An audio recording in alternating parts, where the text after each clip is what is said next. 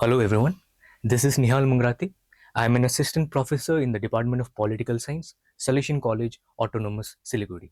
So today I take this opportunity to talk about a particular theme, a particular topic, which has often been neglected, which has often been overlooked by our history, especially talking about the colonial history.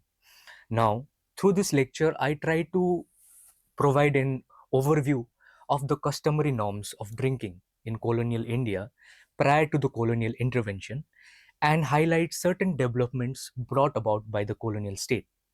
These developments had several implications, whether you talk about social, whether you talk about economic, or whether you talk about political. These developments eventually radically changed the customary norms of drinking in colonial India, especially during the later years of colonial rule. So, the topic for my today's lecture is politics of drinking in colonial India with special reference to South Gujarat. Now, as I mentioned earlier, the history of drinking in colonial period, in colonial India, has often been a subject of almost complete neglect. David Hardiman, one of the renowned historian of modern India and one of the founding members of the Subaltern Studies group, has suggested two reasons for this gap, for this lacuna. One, that the brunt of taxation on drinking was borne by the lower classes relatively, and few historians have been interested to examine their plight. Secondly, drinking was seen in the eyes of various orthodox communities as the root cause of all evil. Now, students, alcohol beverages in India before the intensification of the colonial intervention was a part of customary life. Tapped palm juices, or colloquially called tadi or todi, home brewed mahua, or locally fermented juices, were all used as a part of customary life, believed to be sanctioned by religion, believed to be sanctioned by spirituality. Now, uh, in the later years of colonial rule, drink or drinking were commodified. It became a commodity. And I'm using commodity in the capitalist understanding, where a commodity provides one, a profitable item of manufacture for the capitalists, for the capitalist classes, and secondly, it provides a very lucrative source of taxation for the government. Now, these developments, the idea of commodification, could only be brought about through political means. Why political? Because one, the state has to form legally controlled mechanism to provide licensing, and second, it has to be enforced by the police. Now, there were a lot of debates and deliberations uh, with regard to the issue of licensing, with regard to the issue of regulation, taxation in the metropole in Britain after the Industrial Revolution, and especially after the reform of 1832, where the lot of bourgeoisie, lot of the capitalist classes were getting lot of representation in the House of Commons. Now the colonial state dealt with this certain paradox, this moral confusion. On the one hand, as a marketable commodity, drink could yield huge profit. But on the other hand, owing to certain developments, certain discourses uh, that was developing in the metropole, in the Britain, drink was also seen as the root cause of all evil. This whole idea that a lower class given to drinking could never be a disciplined and industrial workforce, which could hamper the system altogether. Now, if you talk about South Gujarat, as you can see somewhere around here, the map of South Gujarat. South Gujarat can be taken to be the area covered by the British districts of Surat, Baroda, and the princely states of Dharampur, Dang, Sachin, and so on. Now, for the people of South Gujarat, for centuries, todi or tari was a customary drink. Todi or tari was a fermented juice tapped from the khajurai plant, a date palm, which was often used as a substitute for the solid food by the local peasants, especially by the local peasants. A survey conducted by a team of sociologists from Bombay University revealed that 80% of the drinkers were from the families of the so-called lower caste, untouchables, tribals, and local peasants. And 8 to 10% of the families came from the so-called high caste. The people of South Gujarat before the colonial intervention enjoyed certain customary rights. First, toddy producing khajure plant were considered as the property of the individual on whose land this tree grew. Production of toddy, consumption, and distribution were considered as the customary right, which did not require formal licensing.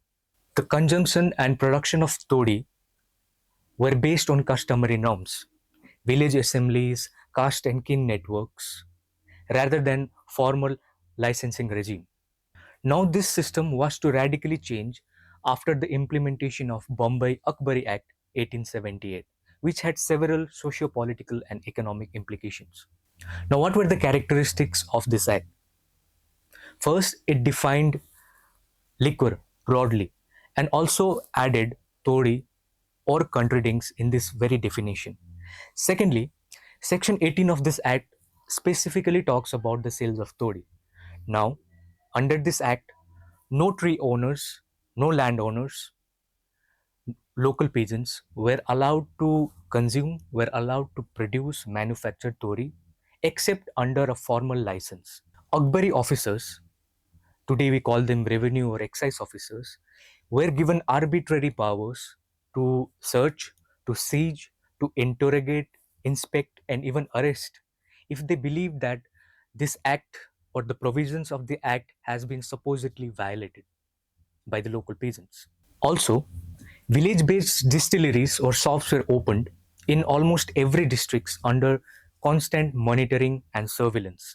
Under this act, once license was granted, specific trees would be selected, marked, and painted to tap for that particular season.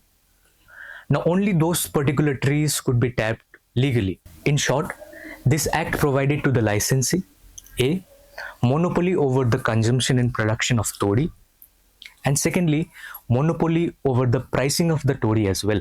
Thus, it provided legibility to the colonial state, where previously informal, previously unregulated practices, customary practices, now eventually became a part of state controlled apparatus.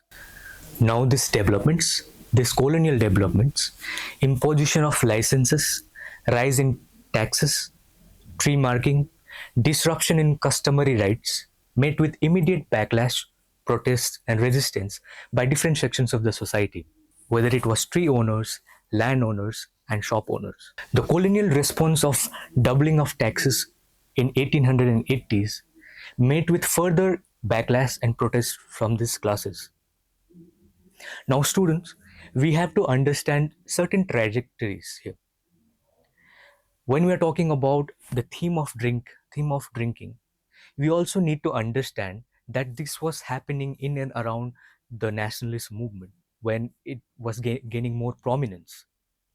And we also need to understand that the colonial writers, the colonial ethnographers, the colonial historians were constantly writing about the population, were constantly writing about what they were seeing, what they were observing.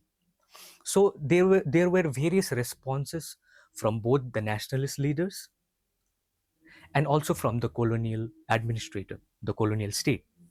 First, when we talk about the nationalist leaders, there were this group, especially the prohibitionist group, those who wanted to ban drinking. These were leaders, especially from the early Congress years, the so called moderates. So, eventually, in their public campaigns, in their public lectures, demonstrations, meetings, they started advocating for temperance. They started advocating to give up drinking. Ultimately, in their public demonstrations, in their public um outrage, drinking or liquor shop became a symbol of contestation, became a symbol of colonial oppression. We saw various examples uh, of the movements of public outrages, even in Gandhian movements, where liquor shop became a site of vandalism, a site of public looting and stone pelting.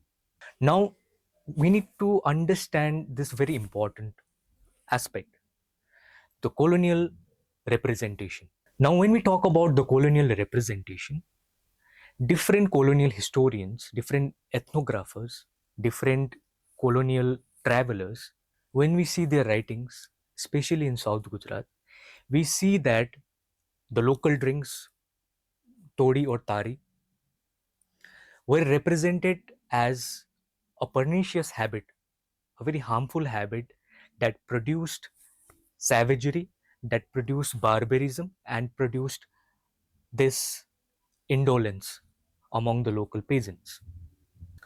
Along with the drinks, this country liquor, the local peasants who were indulged in them were also represented in the later colonial years as demi savages, as these uncivilized, barbaric criminals.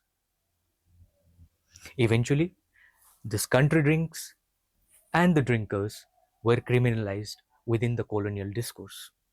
As such, we saw a whole new creation of colonial subjectivity, one defined by surveillance, one defined by constant monitoring and moral suspicions within the colonial discourse.